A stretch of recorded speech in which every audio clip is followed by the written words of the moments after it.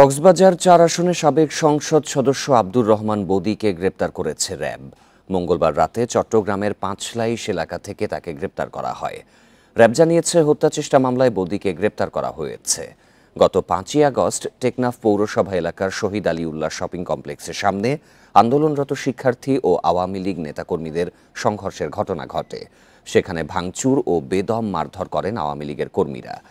প্রিয় নম্বর সেট করে বিকাশে সেন্ড মানি করুন ফ্রি। এই ঘটনার প্রেক্ষিতে ১৮ আগস্টে টেকনাফ থানায় মামলা করেন স্থানীয় ব্যবসায়ী মোহাম্মদ আবদুল্লাহ। এই হত্যাচেষ্টা মামলায় বদিকে গ্রেপ্তার করে র্যাব ৭-এর একটি দল।